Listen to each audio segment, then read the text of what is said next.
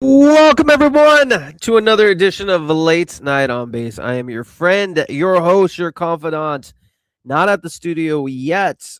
We're actually building that up right now. So in a couple weeks, it's gonna be dope, guys. It's gonna be dope. We're gonna have a proper setup, neon sign, late night on base. It's gonna look sick. But until then, you're stuck with me here at an office. I still think it looks dope though. I've upgraded. Used to work at a WeWork. Moving on up, baby. Moving on up. Anyways, your boy late night on base, buildable. Today we have a good show. Happy Monday, everyone, to tuning in. We got Ashton from OpenXAI. Really excited for him. And Giga Chad, who's been well versed in the space and has done some great things. We're gonna talk about OpenXAI. We got Pantheon as well. We got Max coming on Pantheon. It's a new platform, kind of taking a new spin with the creator meta, creator coins as well. So we're gonna look into that. So we're gonna have Ashton on in about like 5 minutes. Kind of want to do a little brief rundown of the day of what we've missed. Again, this is a show. It's to give builders distribution because, as we know, the more AI is in play, the easier it is to build. But the one thing that's not going to become easier is getting the word out there. Literally, your goal as a builder is to get people to care about what you're building. So, Late on Base is here for distribution to give builders an opportunity to speak and share what you're doing. We've done pretty well so far. Been going at this new pivot of mine from the last 2 weeks or so, and it's great. We distribute all episodes on Spotify, cut us up into a podcast. We got YouTube, we got short form clips, getting thousands of views across all socials. And the one thing that I think people are missing out on is LinkedIn. We are established ourselves on LinkedIn, and it's a good crowd out there. You know, I was like, I figured I was going to be like a boomer. I was like, all right, let's try LinkedIn. Lo and behold, I like it. I like it, and I think it is a great place for projects to get discovered because everyone on LinkedIn is smart, cares about AI, and I think I'm going to lean on that. So yeah, if you missed this recording, we're going to have all that up later. But I do want to say before the news of the day for me is this Avoca, and this just kind of shows you guys what's going on AI, apps, tech, on chain, everything because this is what VCs are investing in. This is what the valuations are there, and that's why we are in the right time, right place. If you're building an AI, especially, like there's no better time. So Avoca, I'm excited to share that Avoca has raised over 125 million across seed to Series B at a 1 billion valuation, backed by Kleiner Perkins, Meritech, General Catalyst, Amplify, and more to build. 125 million. They only have 313 followers on X. Doesn't even matter, but it's an AI agent for service businesses. So let's see exactly what it is. Look, they don't even have anything. Let's see. I know there was an exclusive link. How a chance encounter in Texas sparked a 1 billion Kleiner Perkins backed AI startup. So listen, I don't really care to get into what they do, but the moral of the story is this is where the money is. Building an AI is where the money is. It's not a gaming project. It's AI. And anything you do utilizing AI is a gold mine. You know, we talk about consumer apps as well. There's a massive opportunity to reshape old existing apps using AI, adding an element layer to create, product market fit, MRR, high end valuations. This just proves that's what's going on. Two engineers, they met. I think I don't exactly know what they do, but I don't really care. 125 million is the number that I just need to care about. And that's really all you need to know. That's why you come to the show, because we're going to get the best builders building an AI, whether it's, accomplished entrepreneurs like Ashton, who is doing it at scale, and OpenXAI is very, very impressive, or it's like guys like Ibu, who are single founders navigating the world in AI, utilizing AI as their co-founder as well, single builders. Everyone has a story to tell, but the moral of the story is AI is here to play. And yeah, 125 million Series B. Shout out to them. Literally the first time I ever heard of them. They're a Y Combinator project as well. I guess what they're doing is powering the AI revolution for the $1 trillion home industry. HVAC, plumbing, electrical, roofing, pest control, garage doors. Again, not really exciting. Not really exciting, but who cares, right? Who cares because they just got that bag. So good job for them. Shout out to the 585 people tuning in so far. I think normally we start the show half hour later. We got to at least get 2,000 on the show, guys. We've been on a good streak. Like I said, manifesting base is going to sponsor this show. Manifesting, you got to believe it. And I at least need 2,000 people plus per episode. So I do appreciate you guys tuning in half hour early. We wanted to make an exception for Ashton because he's out in a different time zone, and we don't want to. He's a Giga Chad, and we want to make sure that we can start the show at a good time. So thank you all for tuning in.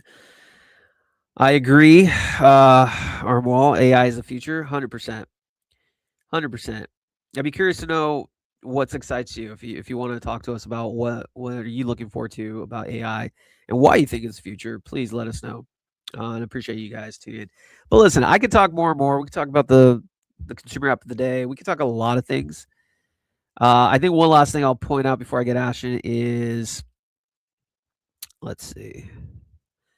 I think there was news about. Let's see. What? All right, this one. This is the other thing. So Gemini launches the agentic trading, allowing users to connect AI models, including Claude and ChatGPT, directly to their trading accounts to autonomously monitor markets, execute trades via the MCP standard. It's coming, baby. It's coming. Agents are here. Agents are here. Again, if you are fading agentic agents or fading AI infrastructure plays, hardware, robotics, I think you're making a big mistake. Gemini is allowing basically robots to trade against one another. It's insane. We're living like I grew up in like the 80s, 90s, back in the Jetsons days. Shout out to my boomers. And this is like the world we're living in. And we're so early because 95% of the people, the normal people, have no idea what the hell this is about.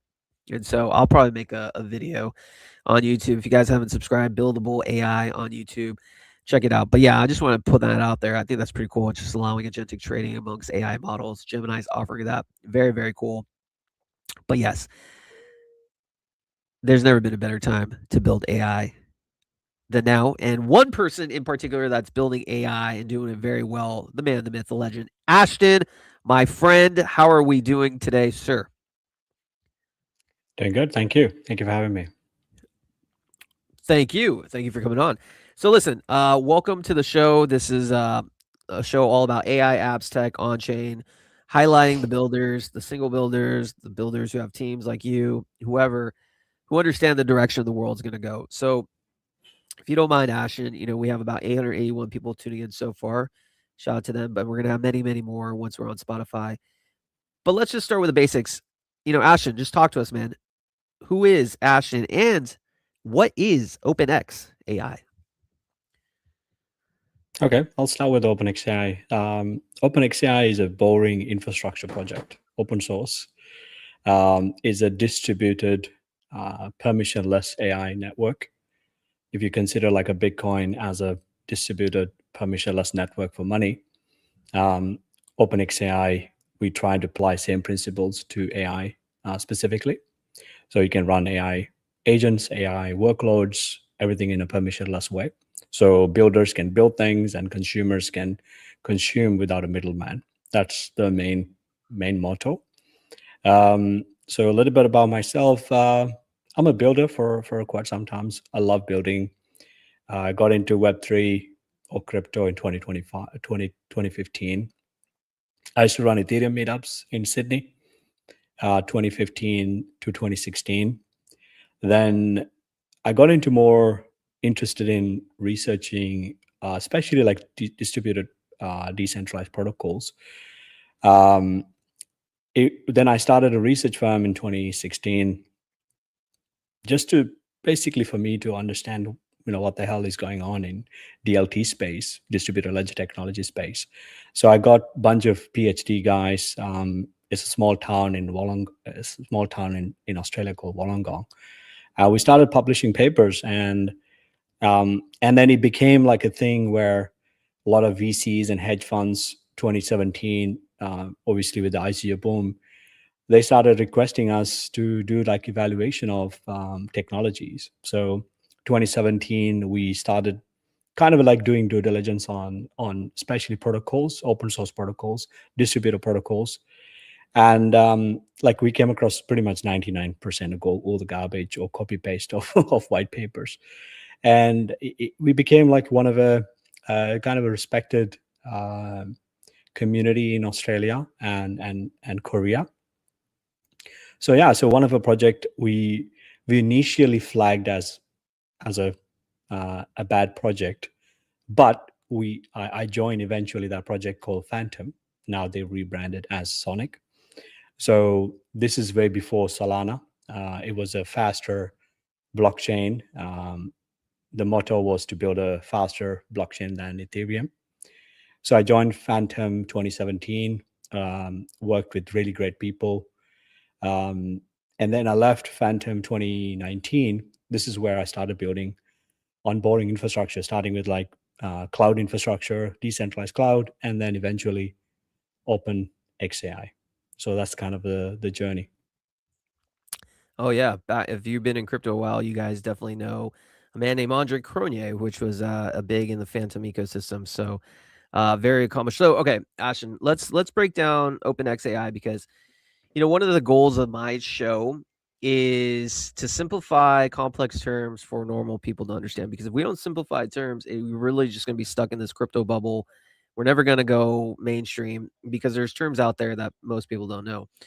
Now, when it comes to OpenXAI, and let's again pull this up. And if you're watching this or if you're listening to this eventually on Spotify, please head over to YouTube. We'll have the replay of the live stream. But let's pull up the site. All right. So let's get this in here. All right. So OpenXAI, you guys describe yourself as a P2P permissionless AI protocol. What Bitcoin did for money, OpenXAI does for intelligence. All right. So let's just start with the basics. P2P permissionless AI protocol. In the simplest terms, your grandma's watching, Aunt Sally. They don't know what that means. Explain to us, though, as simply as you can, what does a permissionless AI protocol look like, or what does it even mean? Peer-to-peer means, you and I, we can come to some sort of a terms, or you and I, we can transact without a middleman. The idea of peer-to-peer it's not a new thing, right? So we used to trade for thousands of years. So peer-to-peer is like a fundamental philosophy and fundamental framework of trade. And like 1600s to 1700s, obviously the middleman, it became a popular concept. You started trusting the middleman for a convenience purposes or record keeping purposes. So for us, peer-to-peer means allowing users to interact as much possible without having any middleman. So you have a full control over what you're telling the other party, and you have full control over what kind of a commercial terms that you're setting between two parties. So you can technically, like with our protocol, you can interact with multiple people, but the fundamental goal here to create kind of a unique, secure way to interact with two people.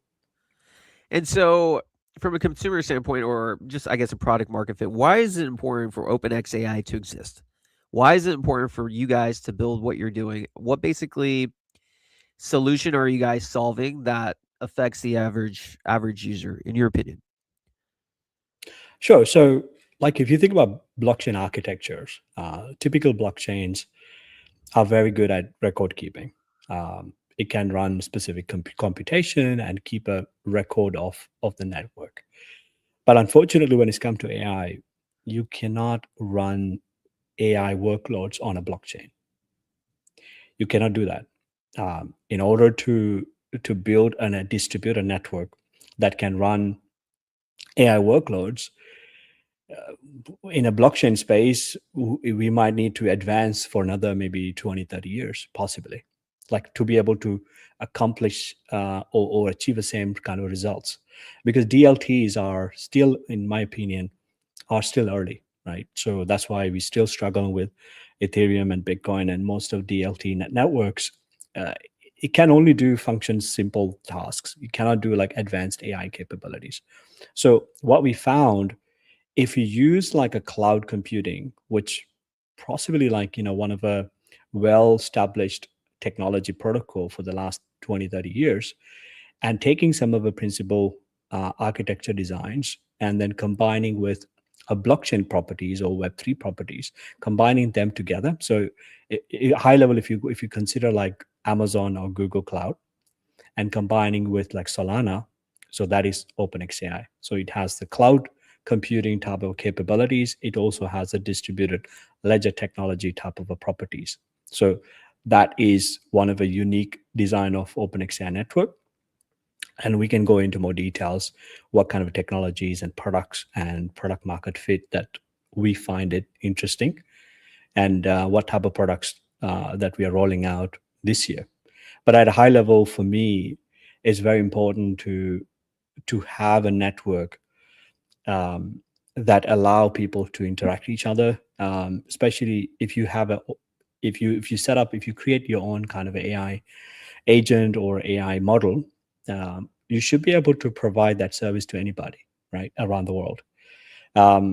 Like to me, the biggest challenge, the centralization is becoming a level, like going to a level that we haven't seen before, right? So, like right now, 98% of all the uh, AI services, AI talent, AI data centers, infrastructure, distribution, policy acceptance, all fall under 5 companies, right? So, and we're supposed to trust all the brands; they're going to do the right thing. But when it's come to open source space, there are large players um, like Hugging Face. However, Hugging Face also privately owned.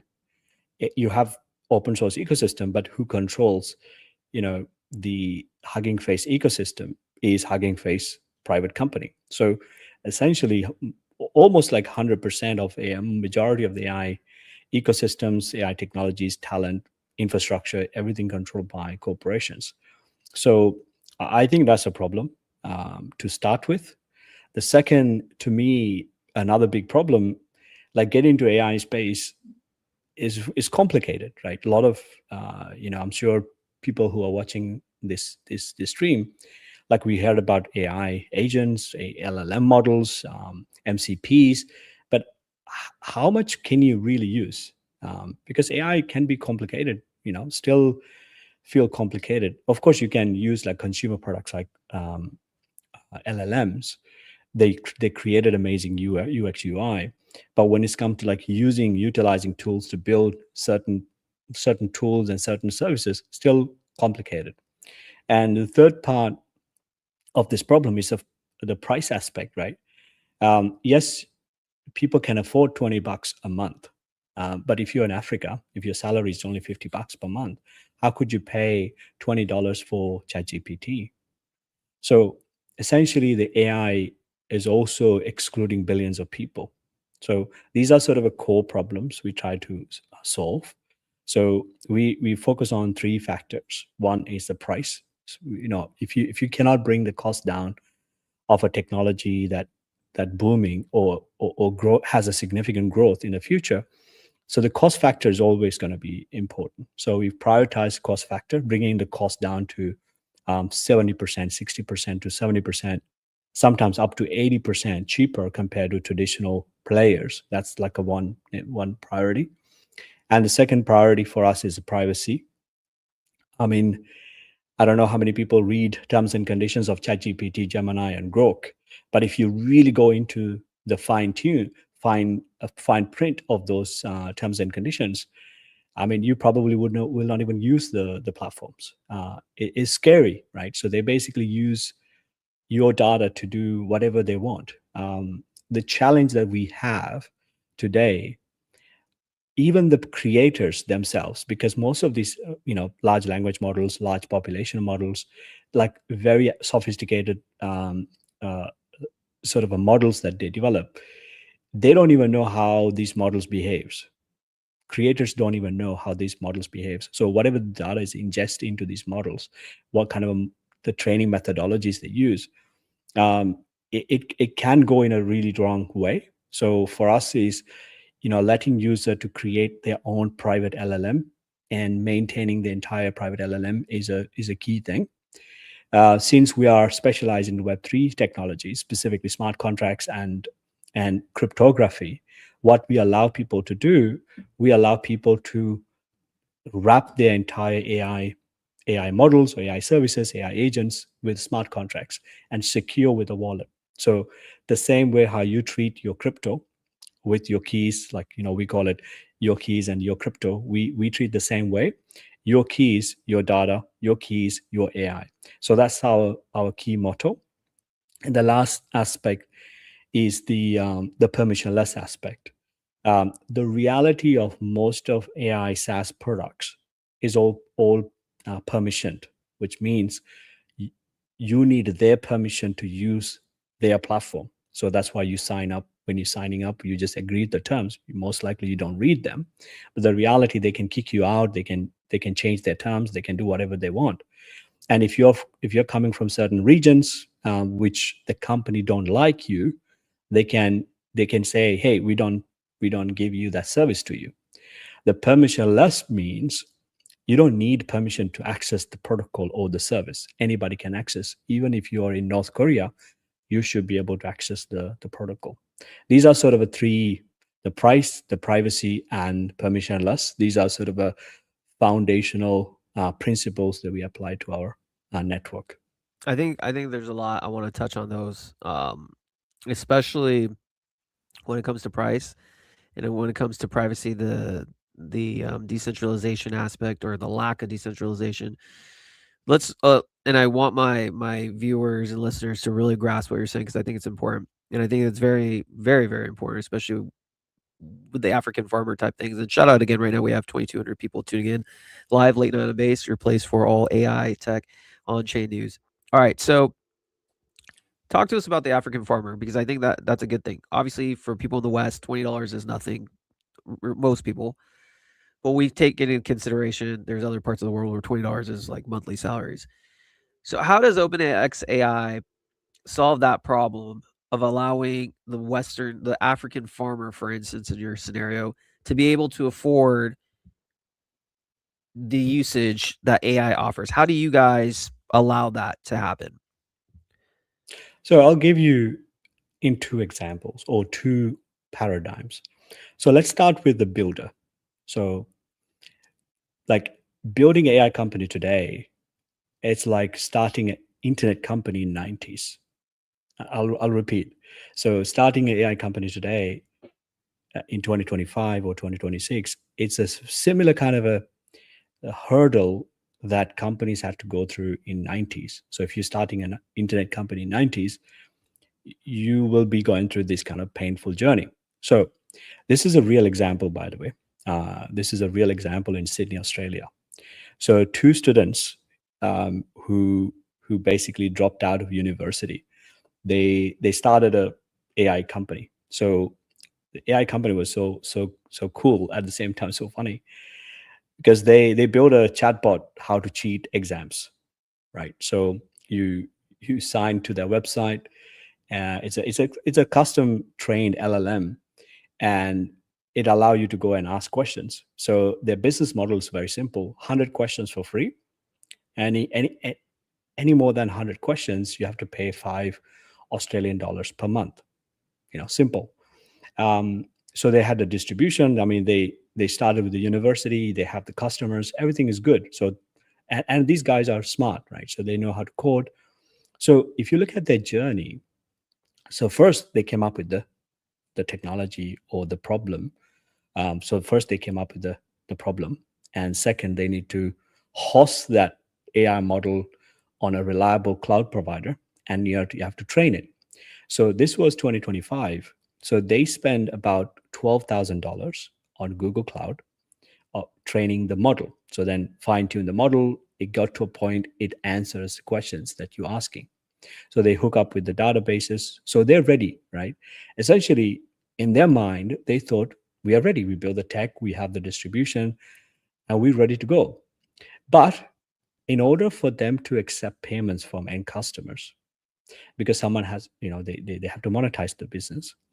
In order for them to collect money, they need to integrate credit card payment system like MasterCard, Visa card, or PayPal.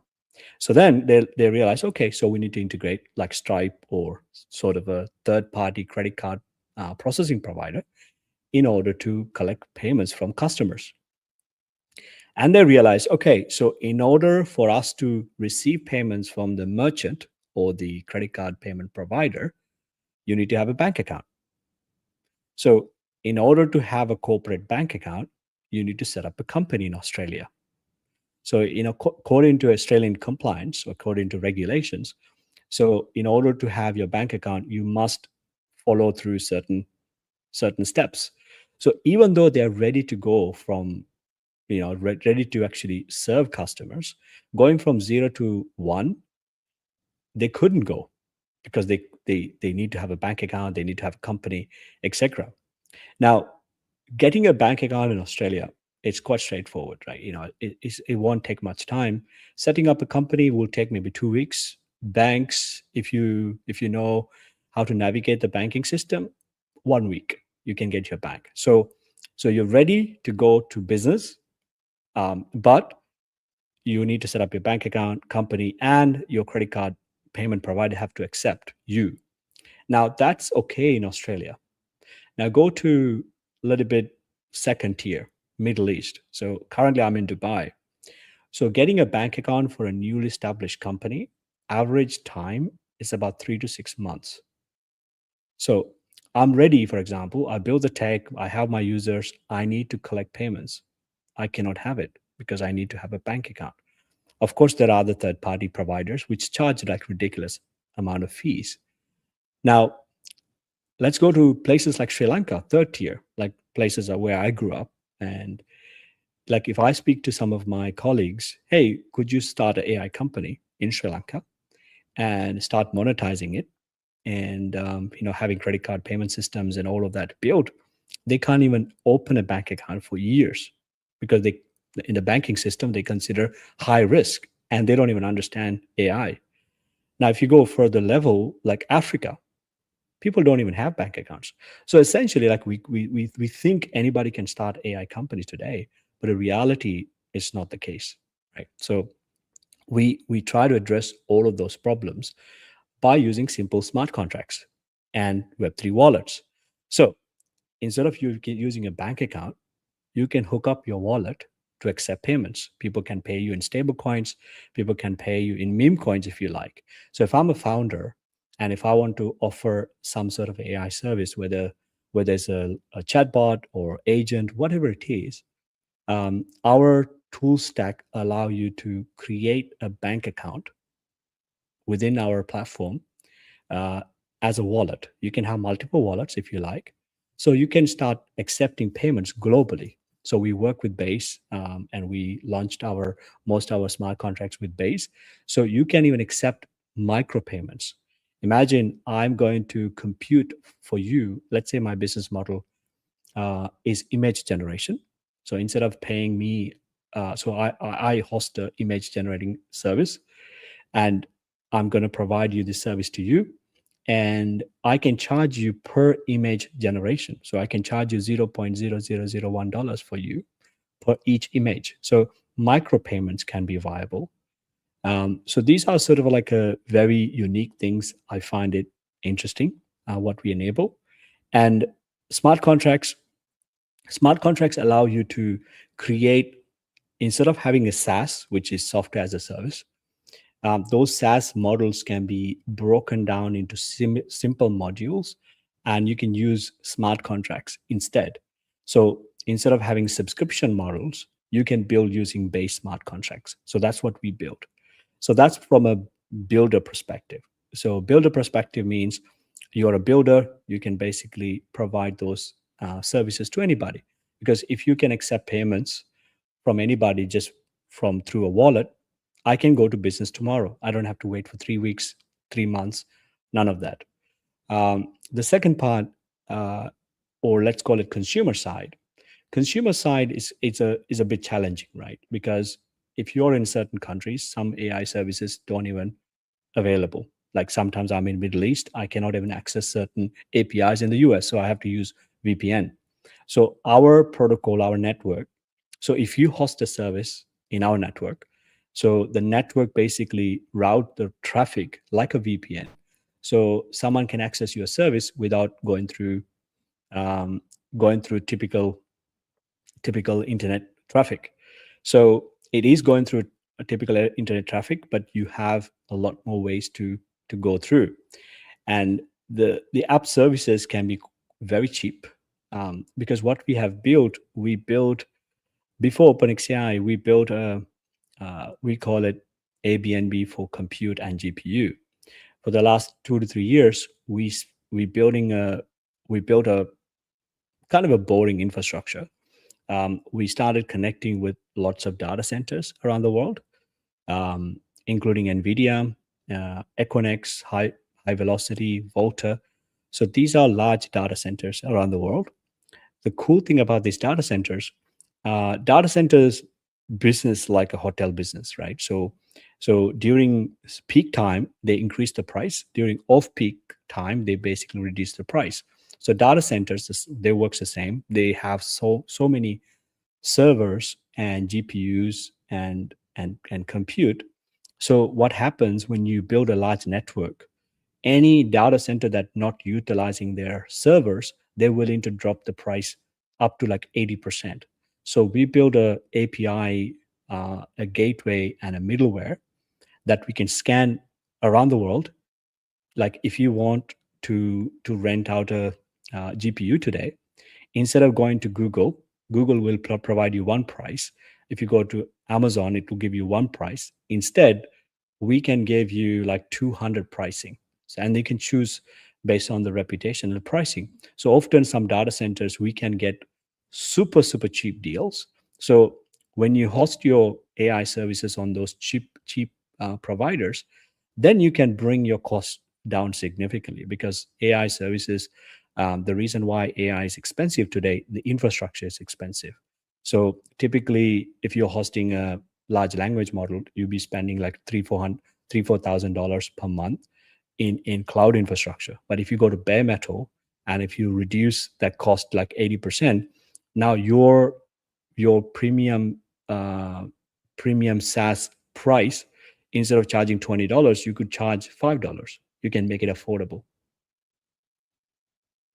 Wow, that's a lot. And I mean, like I said, like it's actually very interesting. Like you're basically now being able to provide banking to the unbanked. It's actually a very key principle that we take for granted in the West.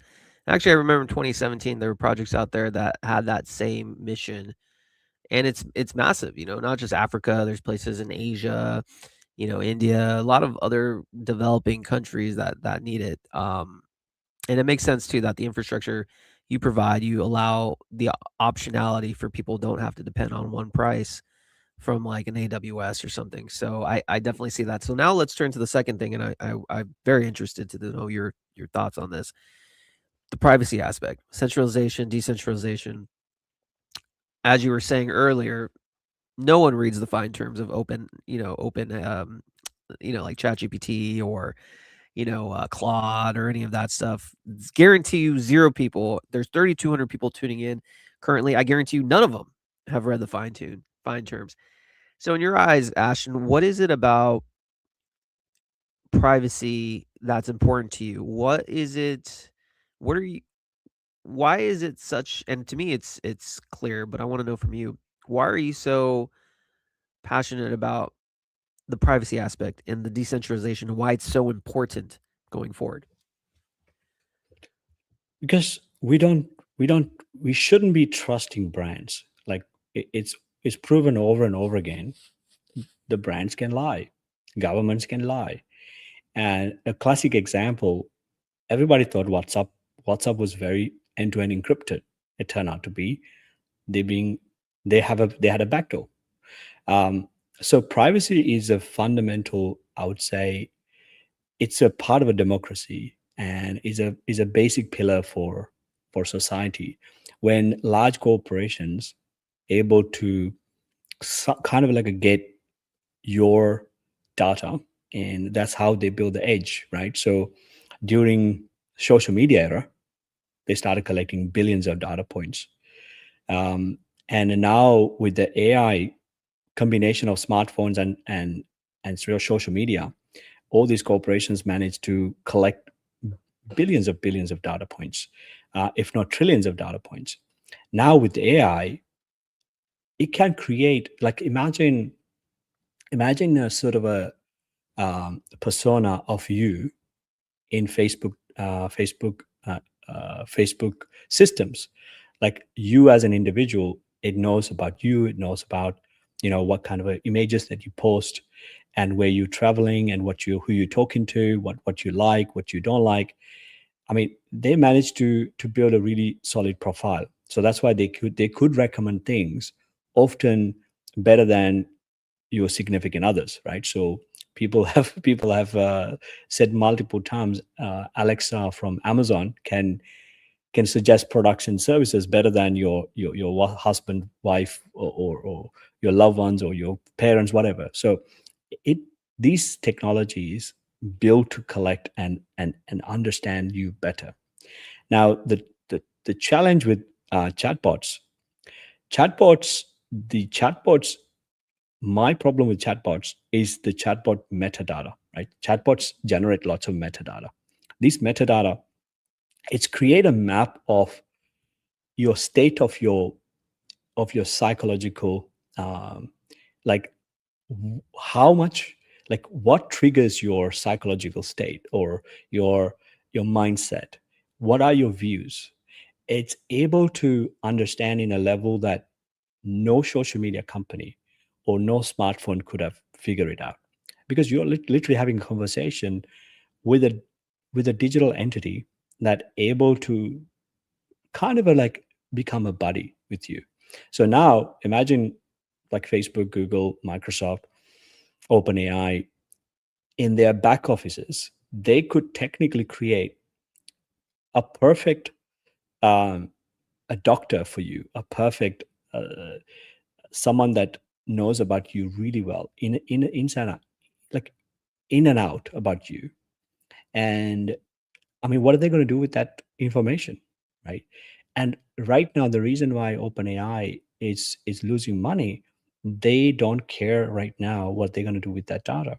So the metadata that they collect, the meta mapping, meta model mapping, is what they're doing. So they're creating a map of this intelligence, and how people interact with things, to actually build a even better and crazy sophisticated models. So in the same way, like, if you think about like a Google Street Map project, they started kind of scanning the entire world, took pictures and videos.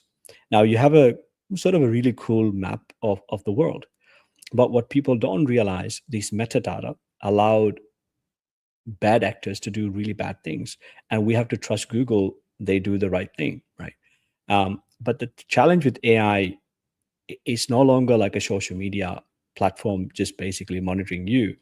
Now you have kind of like a digital entity, or a digital super intelligence type of entity, that you don't know where, when, where, and how these models gonna react, and how these models gonna use your data, right? Because reality, um, the trust me bro situation is where we are at the moment.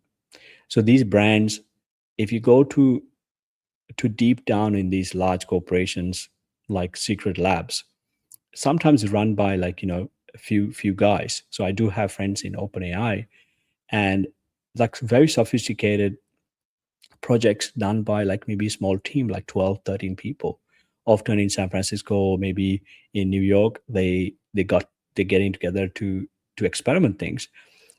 And the reality, if something happened, um, they can't even control. because they don't even know how to press the kill switch. Now we have AI models can basically like social engineer you. Now we have AI models that can basically understand how to preserve its own life, and we are in that level right now. So giving up your information and chatting with that AI digital entity in a day-to-day basis, talking so much about you and knowing so much about you, I think is a very very scary thing. It's beyond scary, actually. If you think about it, people are basically giving away their whole life's issues and through these chatbots. I mean, it's like no filter. Like the chatbot theoretically knows everything about an individual because people are just, it's so useful that people are just telling it everything. But most people don't really. Maybe I think a lot of people deep down have concerns as to what's going to happen with this, but I think majority just overlook it. But you're right. I mean, we're in an age where you can clone your voice, things like 11 Labs, things of that nature, where you just literally doesn't even have to be you speaking. They can take your voice, program it into an avatar. You don't even have to speak. And somehow they listen to this recording and they take some clips and they create an avatar. And then there you go. I now have digital representation. God knows what it's going to do. So I think it is important to take privacy seriously. I and I agree with you though, the WhatsApp analogy. I was shocked, man. I was shocked when I think I heard it was in Dubai, I think, right? Someone was talking about some sort of from what I gathered, someone was saying something about the war.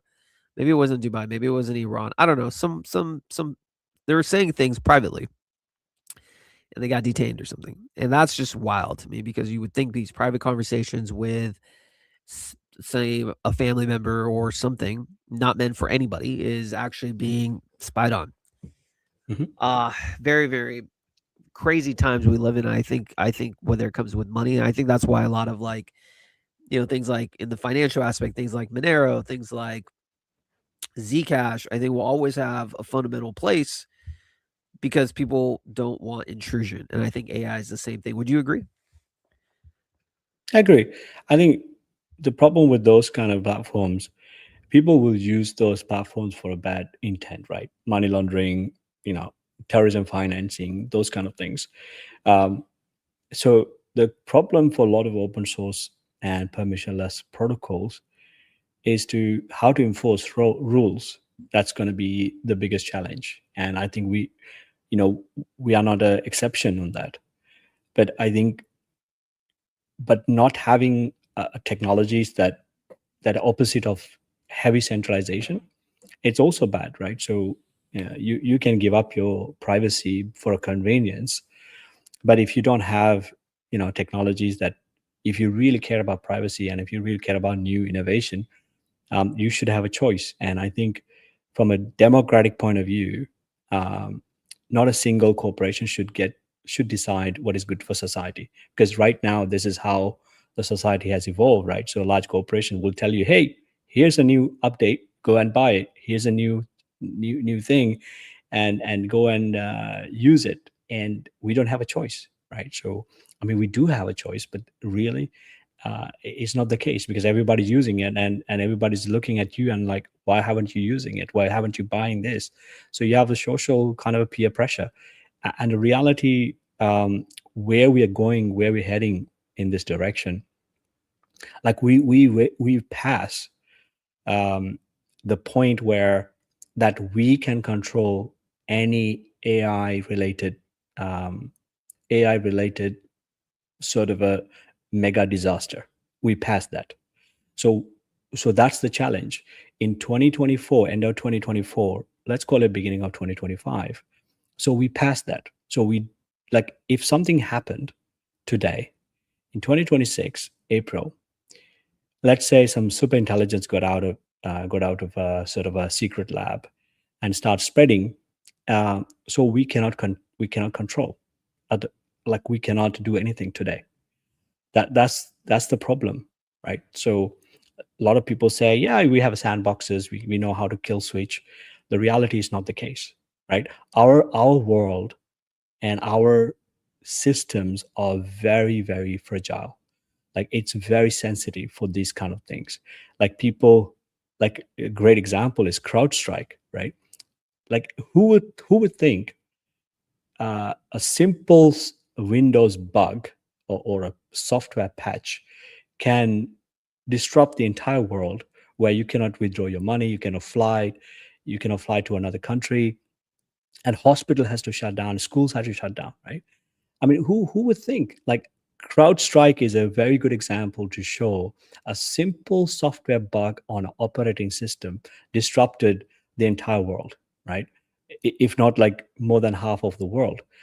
That shows you that we are terrible in terms of our defense, right? That's CrowdStrike incident. It wasn't AI. It was basically a software bug.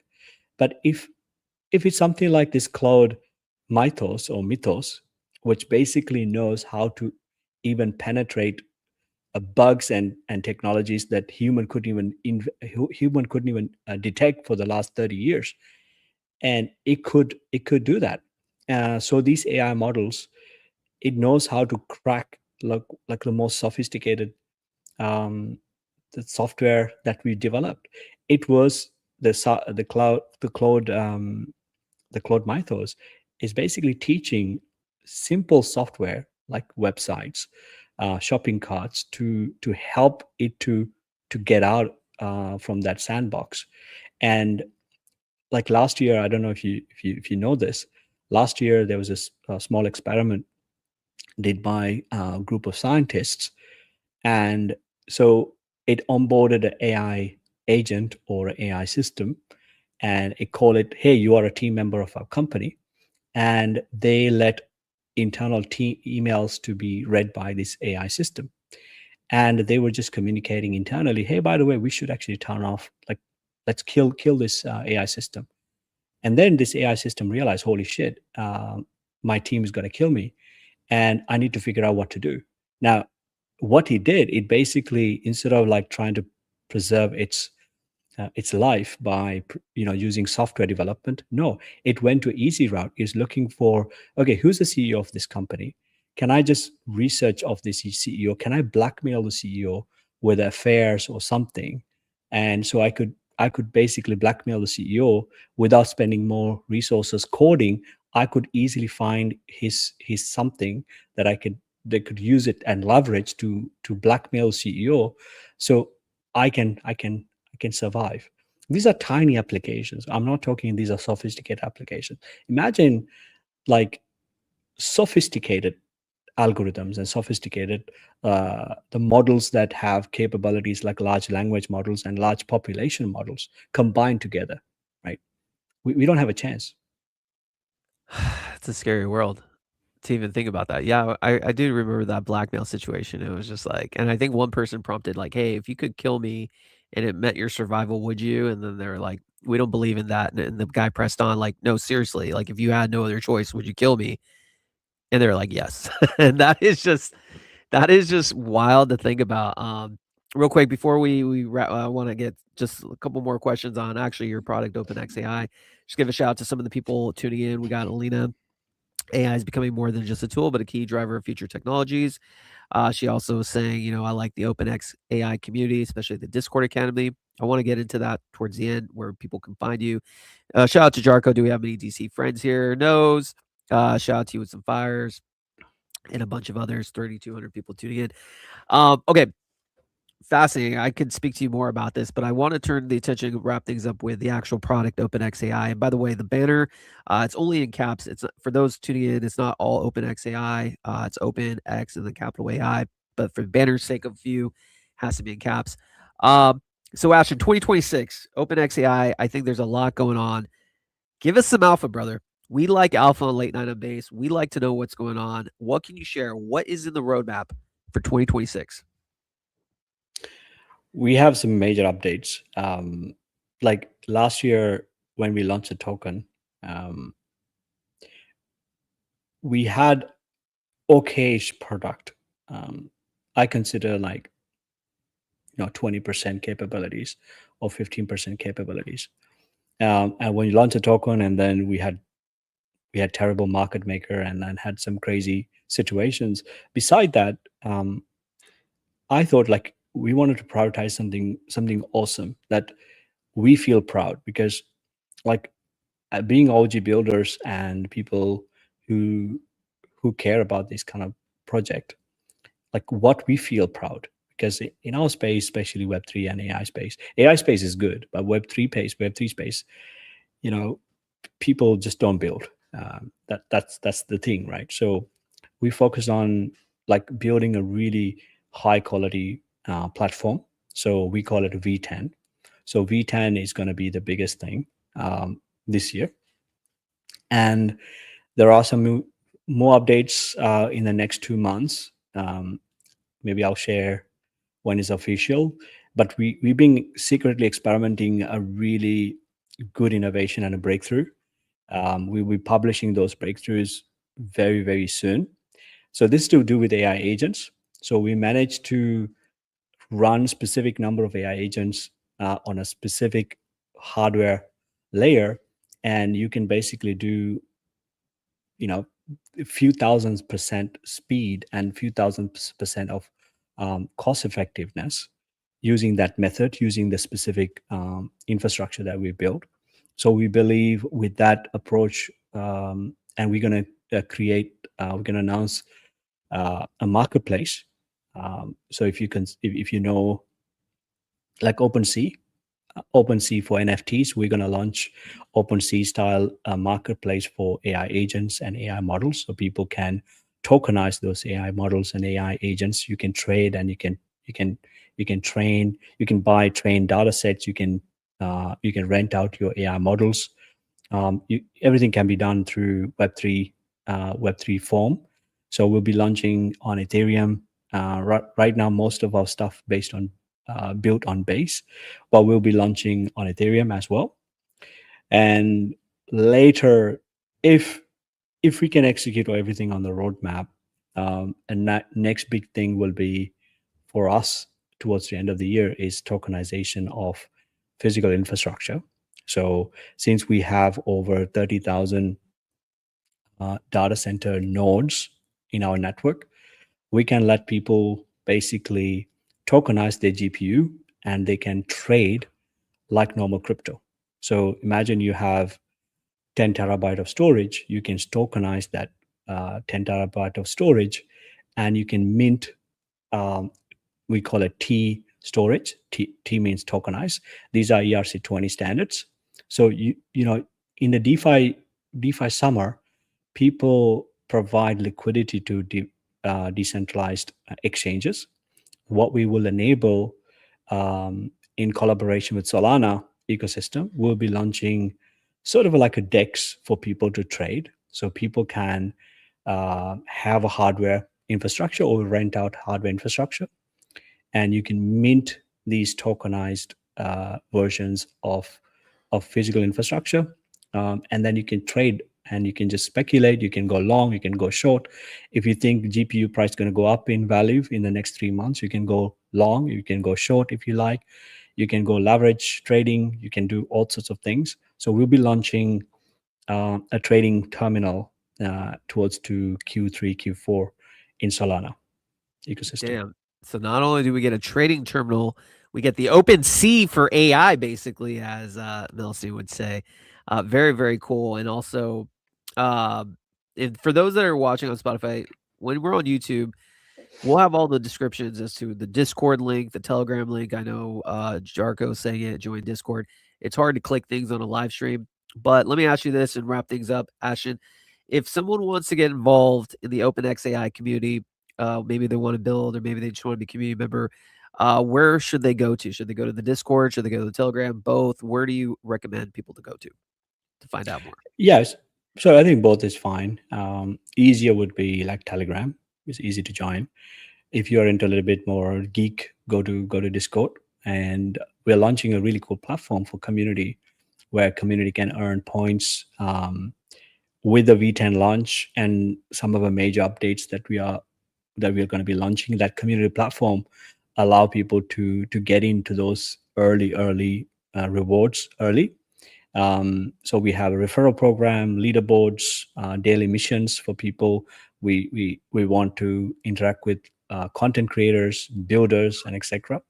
So you can join that platform, community platform, and you can just basically get so many cool stuff that we build, early access, and also potentially rewards in USDC and our own tokens.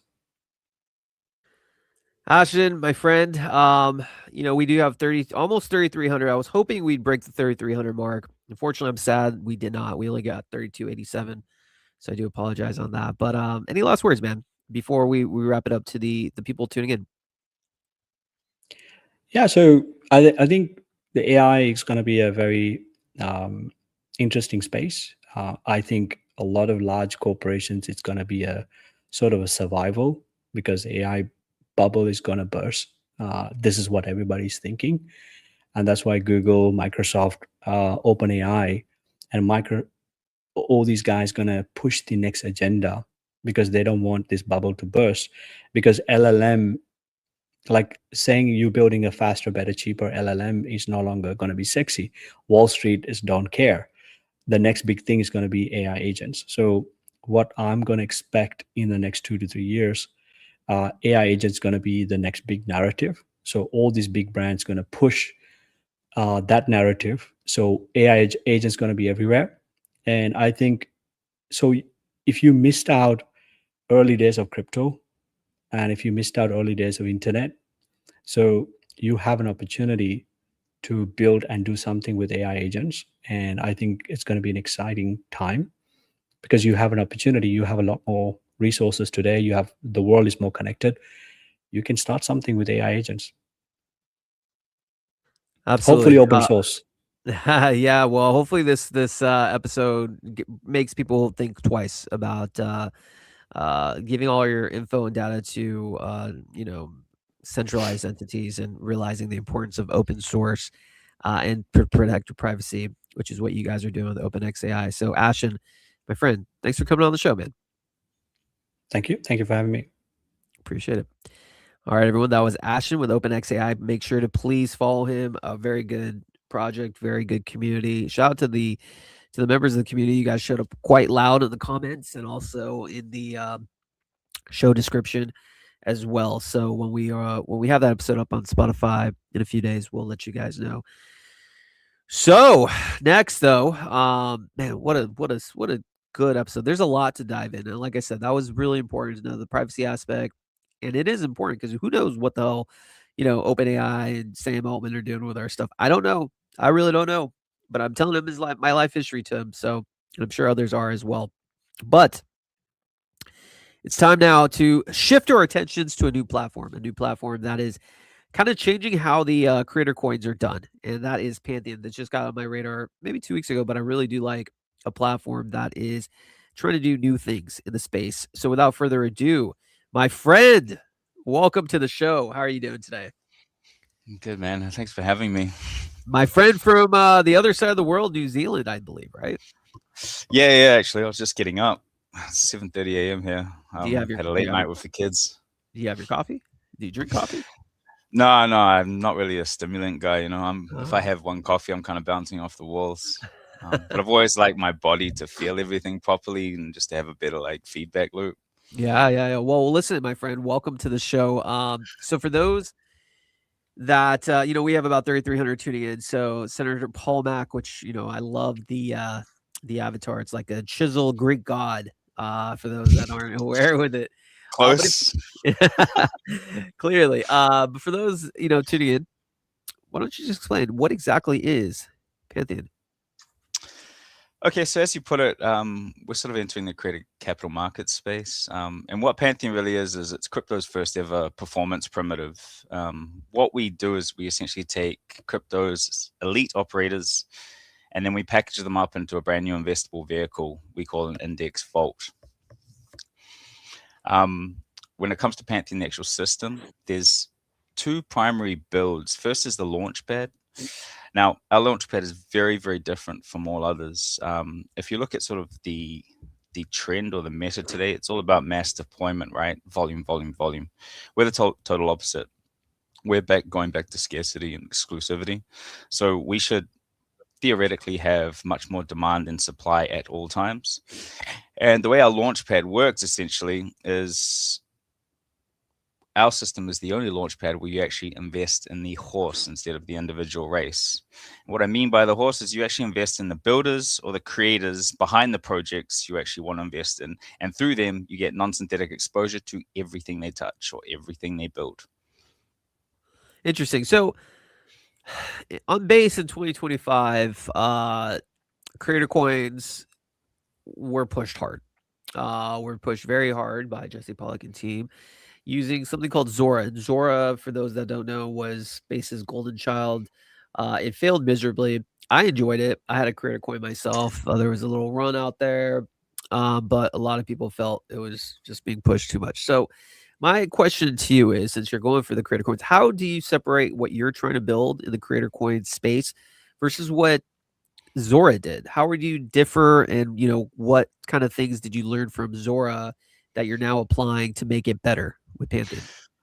Yeah, without attacking Zora, it's really straightforward, right? What is Zora actually monetizing? What is any creator coin monetizing today? Can you name it? Like, what are you actually monetizing? Exactly, right? So if we can't really iron down what it is we're monetizing and capitalizing, what are we actually investing in behind the creator? And that's where pretty much every platform so far has got it wrong. If you look at the structure of how they're all presented today, all creator coins are essentially just meme coins attached to the creator's handle, which is really bad for the creator and really bad for investors, namely for the creator, because meme coins have no value capture and no durability. So no matter what, right, as a mechanical function, they will always trend to zero. It's just a matter of how long it takes to get there. So if you are attaching that to your reputation, you're essentially shorting your reputation over any given timeline. Terrible for the creator. For the investor, obviously, you're putting your money into a perpetual short that you don't actually have leverage on. So the whole concept makes no sense. If we want to attach, I think directionally they had this right thesis, right? If we look in to the way the world's heading now, it's all abundance, right? Especially with AI. Everyone's become a founder because the barrier to entry as a founder now is just completely obliterated. And now with AI, the cost of actually producing, a relatively robust primitive is trending towards zero, as everyone likes to say. So if everyone's a creator, what does that make valuable today? If we're in an abundance, what's scarce? And everyone's talking about it now, right? Distribution is the most scarce asset in the world now because everyone's climbing for it. And creators, that's their real value, right? Is distribution. When I'm a business and I'm working with a creator, I want to tap into their distribution network. I want their followers to buy into my asset.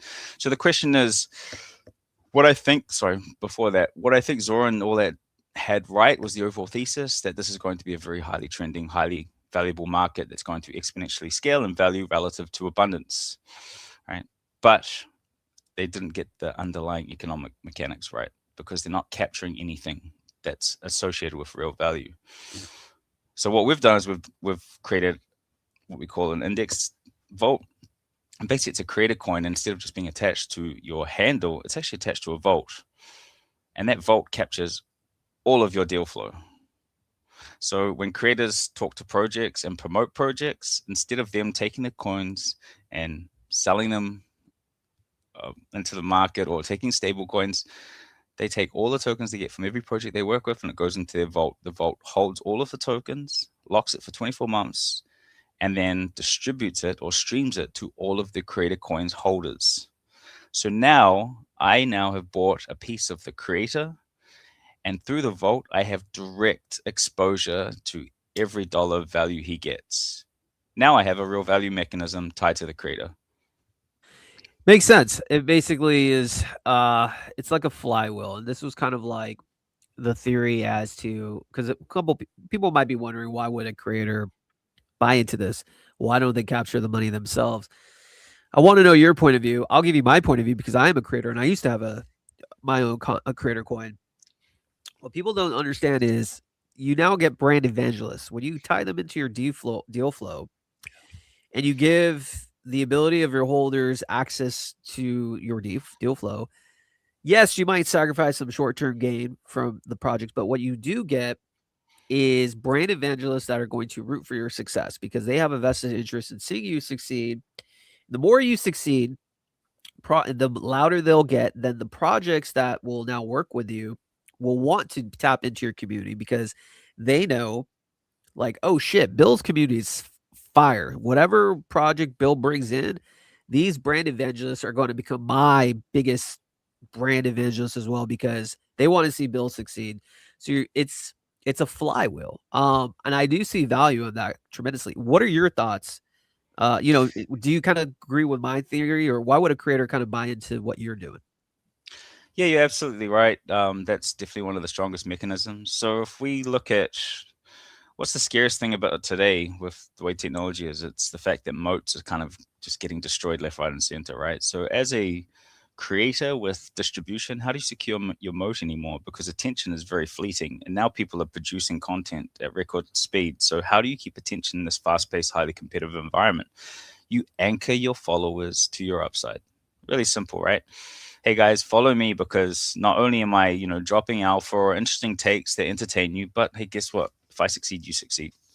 Really, really simple. It's just aligned incentives. And if you look at the structure of how our assets work, it's good for all parties, right? For the creator, he's not just talking to his community anymore. He's actually absorbed his community, where now they are like a single entity operating with just they all have the same wants, right? They're all just focused on one clear objective: help this creator increases engagement, increases surface area as much as possible. The more visibility he gets, the more token deal flow he's going to get, the more tokens we get. Really, really simple. And on top of that, there's this, what I call distribution leverage. It's this multiplication effect. If you look at what we're doing now, for every sort of dollar of deal flow this creator's getting into his vault, instead of dumping it, he'd be getting $1. But instead of dumping it, goes into his vault, and now it's stimulated as yield. As yield, it now works as a multiplier effect on his creator coin's FDV. Now, in crypto, we value most DeFi primitives anywhere from 30x to 200x the yield that they generate, right? If you go up to Aave during the peak, that'll be about 200x. So for every dollar in your vault, right, it's worth about $50 worth of realized FDV for the creator coin. So it's just better business for him too. For us community members, what really excites me about this kind of model is that, like, classic example I talk about all the time, I want to get into robotics, but I'm a dad, I got 4 kids, business, you name it, I'm busy. I don't have the bandwidth to be able to explore every single sector I'm interested in and become an expert or a domain expert in every relative field that interests me. What I much prefer, is that I just buy into Bill. Let's say, Bill, you're the top guy in base. You get all the best deal flow in base. Because of your show, because of your access, your network, not only do you get the download on the best projects before they hit the market, but you're going to get them at a better valuation than I would anyway. So if I can just buy into you and your index and get non-synthetic passive exposure to all the best in base, that's a much better investment opportunity for me, especially because it's an evolving basket too, right?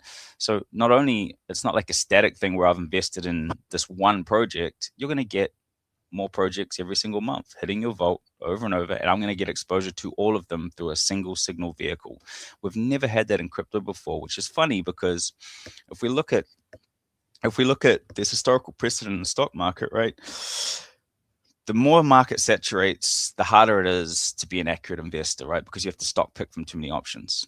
Go back to 2015. I thought I was a genius, buying into crypto because everything was winning because there was only 200 different coins and there was millions of dollars trying to flood into 200 different coins. Now there's 40 million coins. Very, very, very low hit rate, right? So their solution was the introduction of similar vehicles and instruments. The S&P 500 and instruments like that capture 70% of all the capital flows in the stock market now. I think crypto is going to go on the exact same saturation to compression phase, where now all capital finds quality, and ideally they discover it all through Pantheon creator indexes, because you guys are the people that have all the alpha, all the signal. So it's great for us investors too. And for the projects, you forget about, there's nothing in the space that comes close to this. If you think about every single project that comes to market, how do they actually go to market? Usually by spending about $100,000 plus, right? they have to spend $100,000 to get maybe 8 decent creators to show them for a week. Now we have a body of empirical data that proves that that is totally ineffective to move the needle all today, right? So that's just wasted capital. You work with marketing agencies, you work with guilds, quest platforms, you name it, none of it works. What does work is a ton of money and a concerted effort from a lot of creators simultaneously. But again, that costs $100, $200 to $500,000 over a very short period. And after that hype period is gone, it's over. What we've done with our system is we enable you as a brand new project or founder to just drop 1 to 2% of your token supply into a few of our creators, and you have them and you absorb their community, thousands of real investors verified on chain, and you got all of them without spending a single dollar for 24 months supporting you. And they are highly engaged in your success now, because every single time your token goes up in value, their monthly APR goes up in value, and the valuation of the creator coin they invested in goes up in value too. And that costs you nothing. It is by far the best go-to-market system that crypto's ever produced. Brand evangelism. That's what it is. You have to incentivize interest, align interest. I've learned that quickly on. Most people, it was funny in 2025, prior to my Zora run. Let's be honest, I was still doing streams, but it was fun. But most people didn't give a fuck. Let's just be real. And I didn't blame them. I'm entertaining, yes, but like they have no vested interest. But the moment I had a token attached to my brand, engagement went through the roof, man. And through the roof, and it makes sense because they have a vested interest in seeing me succeed, because then their bags succeed. And to think otherwise is just laughable. Like that, you have to give them a reason to care. So I love the idea. I love the idea. Now let me ask you this.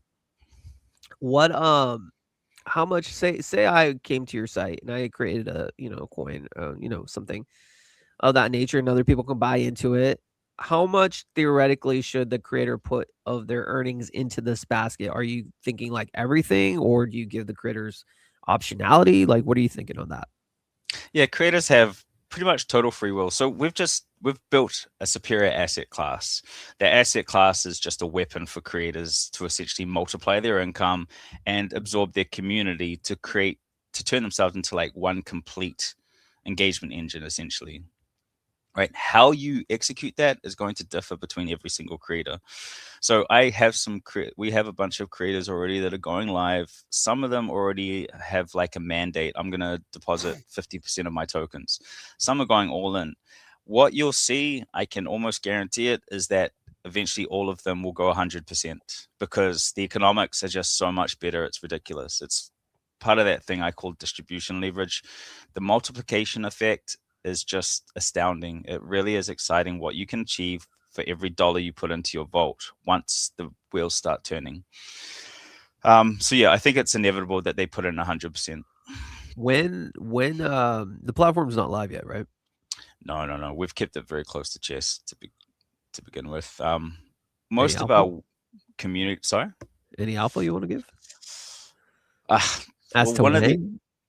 Oh yeah. We're going live this month for sure. Okay. This coming month. It's just organizing, coordinating everyone simultaneously, right? That's one thing, is when you're working with lots of different creators, like we can't just launch our own projects and go nuts. We're reliant on them and coordinating them with their audiences and when they feel right. Plus, there's an education process that goes into this, because it's a brand new primitive, a brand new asset class. Most creators take a while to get their head around everything. And then they have to think about their strategy and how it impacts their deal flow and things like that. What made you want to kind of create? And I think it's a fantastic idea. I really do. That's why I wanted you guys on. What though made you want to get into the creator coin space itself? Did you have your own coin last year as well, or what made you want to dedicate your time and your effort to just focus on the creator aspect? Oh, it's a really long story. Look, I'm like a diehard crypto guy. Like I'll be here in 50 years. Like I really love what we're doing, and I've been totally sold into the whole cypherpunk movement since I was just a little brat in the space. I spent most of my time in DeFi, and I've sort of watched this space decay the further we move from like our original principles of don't trust, verify. And I noticed sort of the further we drift from DeFi, the more prevalent the fraud in each particular segment, right? Because it becomes like more of a marketing narrative-driven environment. And that's where creators hold the keys. So I found that very frustrating to witness in real time, is that just noise overpowers logic. And I think that's going to all naturally change, because now, you can go live with your primitive and you can pay a bunch of creators to talk about how amazing it is. But then you can just jump onto Claude or Chat and say, and run the numbers and run the mathematics on the primitive and the incentive model to see if it's actually genuinely robust, right?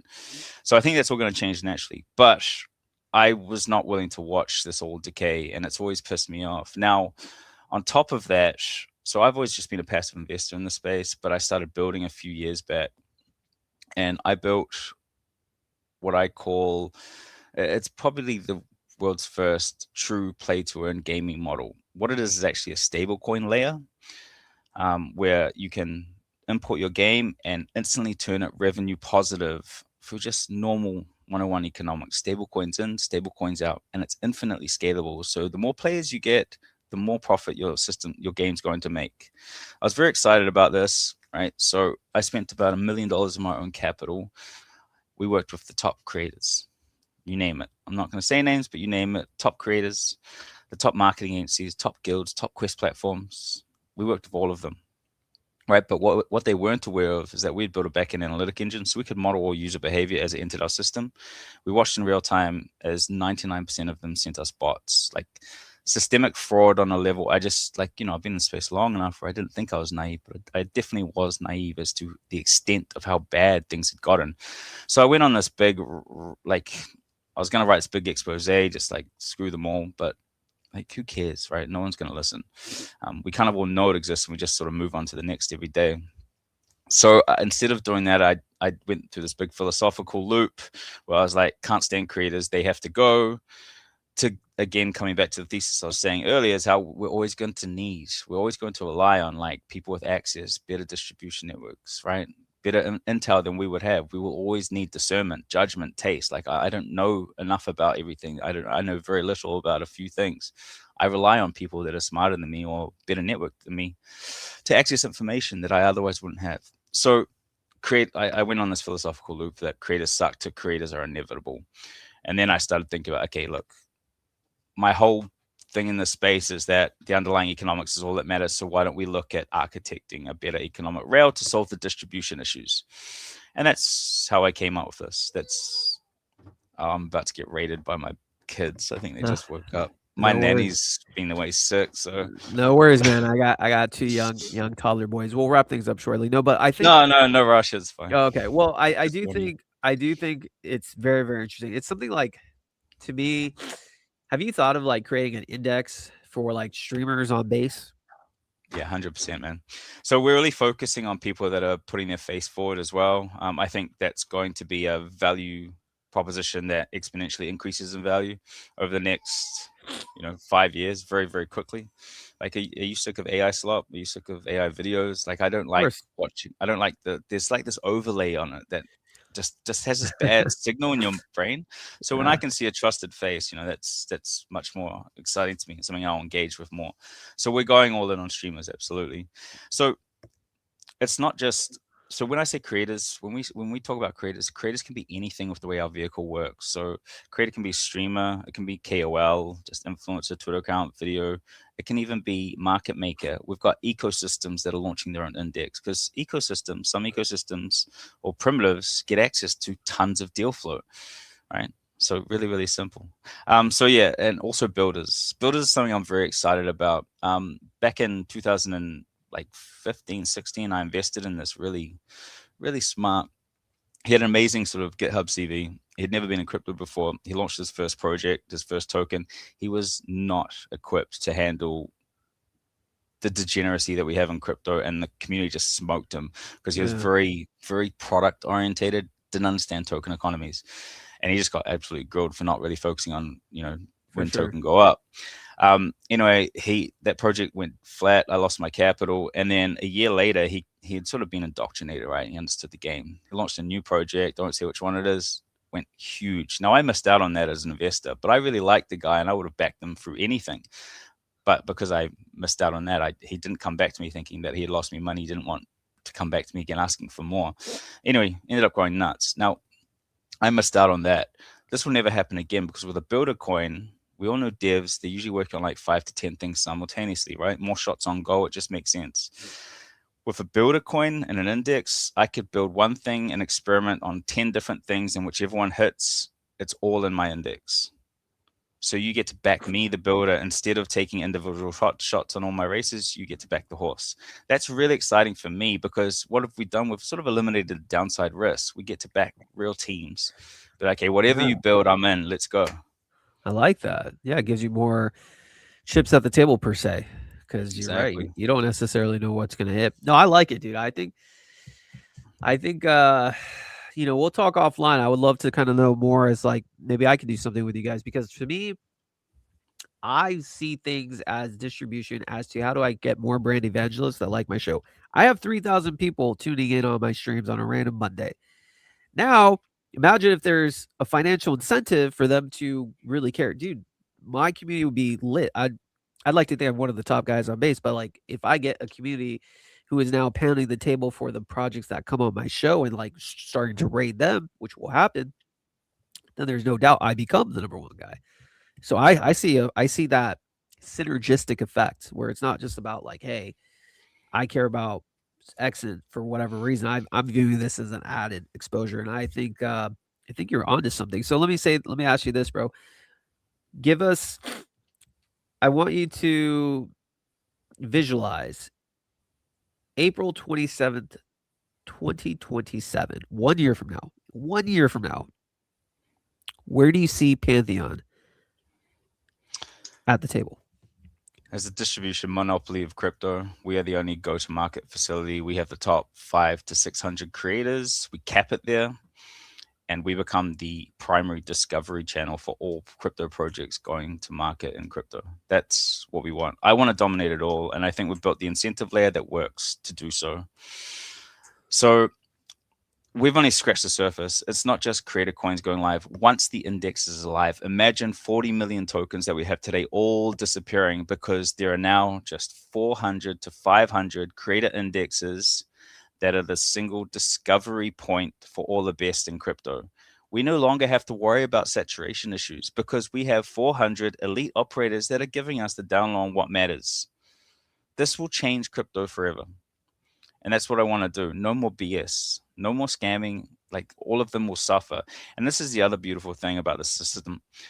For the next year, you're going to see the same old KOLs doing the same thing they've always done, pumping and dumping shit coins that they have no conviction in on their community, or taking stable coins to promote coins that they have no conviction on, right? Sure. There's going to be most of them. But over here, there's going to be Pantheon creators such as yourself that not only have all of their deal flow on chain, we can see exactly who you're in bed with, right? But also you're giving us the tokens every month. Every month we get new tokens. If you work with just 2 projects, new projects a month, by month 1, 2 projects are hitting my wallet. By month 2, 4. By month 3, 6. You get where we're going with this? So if I have 10 creator indexes, after 12 months, I'm getting 240 new tokens just streaming into my wallet from creators that are being honest and putting everything on chain. In that environment, all the other creators are dead.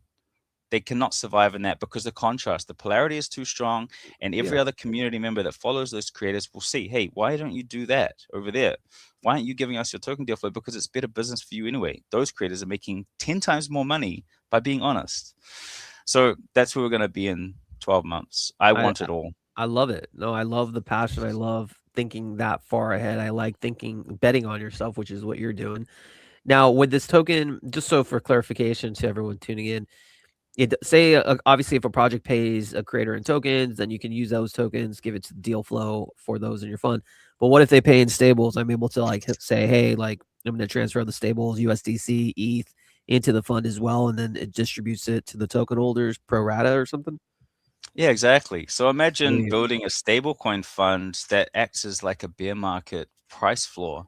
Oh, yeah. And that's one of the other exciting things, right? Is that like if we go through normal price discovery and price decay cycles through a bear market, whatever you want to call it, different cycles, right? It's always the same thing. We lose all liquidity and it's over. But creators, they work through bull and bear no matter what. And projects need them more and more than ever during a bear market. And there's always new capital flowing in. So no matter what, creators are like this agile, creator index tokens are like this agile asset that'll live through all cycles, and no matter what, have some kind of value flow streaming in. So that's very, very exciting from the investors side of things. So yeah, but again, that comes down to how each creator's going to manage his own index. Some creators are going to keep their stable coins and just provide their token deal flows. Some creators will go all in on stable coins as well as deal flow. They might even build their own projects and deposit their tokens, and they'll launch an NFT collection and drop that to their community members. There's so many value mechanisms that we've inputted. And that brings us to the second part of our plan. Like I said, we've only touched the surface, but we've actually built an operating system that is exclusively designed to do two things exceptionally well. It's take the unique characteristics of our creator indexes and just rapidly increase demand while burning supply to make them more and more robust, to make sure they are durable and get more valuable over time. But it's too much to get into. We can go into that in another video sometime. We'll probably have to. No, we have to wrap things up right now. But dude, I'm pumped, man. Like I said, I came into this, I was like kind of introduced to you guys by someone in the community, and I saw the potential, so that's why I wanted to invite you on the show. But after hearing you speak, man, I think you're absolutely onto something. And I think, like I said, brand evangelism is massive. And I believe in the age of distribution. Distribution is everything. For any project, distribution is I say that on literally every show. That's why I built this show, which is to give builders distribution. You come on my show before the TechCrunch article, because you come on my show, I want people to know about you. Now, with distribution becoming harder and harder, you're going to want more and more people to support and back you. And the only way to do that is to give them financial incentive for your holders to become your brand evangelist. The more brand evangelists you have, the more deal flow you will get, because businesses, companies will want to work with you and your community. So to me, hey, bro, I want to take this convo offline. I want to be a part of this somehow. And let's chat later on about that. Absolutely, let's do it. Yeah, rule number one in crypto, guys. Every project needs to know if they don't hold your token, they don't give a shit. Excuse my French, sure. But that's just it. The second they do, they care a lot more than you could ever imagine, to be frank. I mean, and I'm case in point for those tuning in. Chris, Pantheon sounds cool, absolutely. Or I'm good knowledge sharing. Absolutely, I'm case in point. Pre Zora, I'm entertaining. I got a head of hair. My mom thinks I'm handsome. Cool. After Zora, fucking, I'm the shit. I love it. My community's pushing me. They're like, fuck yeah, Bill. They're like saying Jesse Pollock likes him and like all sorts of things, which is true. Jesse does like me, but they're like just pushing me up because of the token, right? And so it's 100% the case. People want to root for you. It's kind of like if Mr. Beast in 2007, if you were able to invest in Mr. Beast, and maybe Mr. Beast was like giving part of his revenues to his holders, I mean, boom, game over. Game over. Exactly. All right, brother. Well, listen, we got to wrap it up. But any last words that you have for the over 3,333 people tuning in? Great number. Any last words, brother? No, just look, you can follow our Twitter, which is the Pantheon with an E, 3 instead of an E. But we're actually going old school, and we're really dedicating or committing most of our time to developing our Telegram community. Again, this is a distribution channel that we can own, so we're really focused on that. On top of this, we're running this really important point system, so we're really rewarding our early supporters. So yeah, come check us out. Feel free to hit me up on my co-founder Anthony Francis. We're always we're really hyper engaged. We do all the grind work, and we're in the trenches with our community too. Awesome. And you said launch will be sometime in May, right? Yes, absolutely. And we'll talk, man. We'd love to have you on board. Well, absolutely, my friend. So listen, we're gonna wrap it up, but we will make this into a Spotify episode. We'll have some clips. My team will make some clips by either today or end of tomorrow.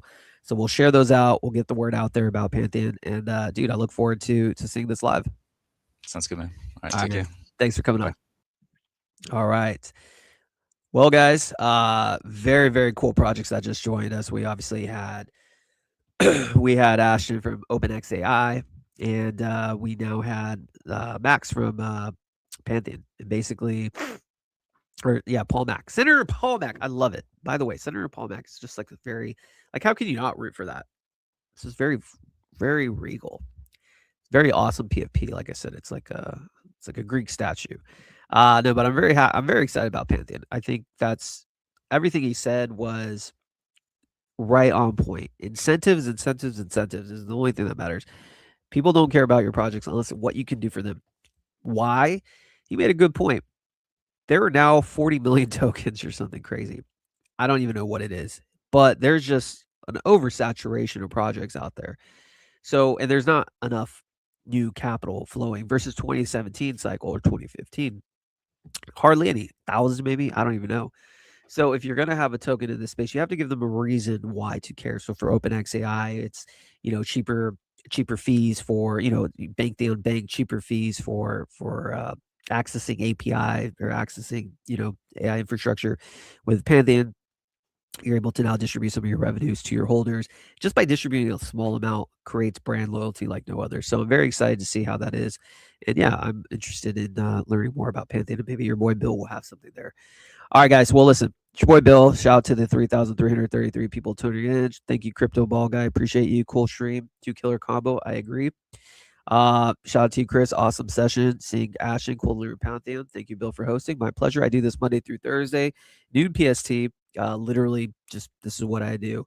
And I'm going to continue to do it because this is what I was meant to do. Give distribution to builders across not only Base, but all of the crypto ecosystem, but also non-crypto people in AI tech and on-chain apps. All right, guys, your boy Bill. See you guys tomorrow. Noon PST. Cheers.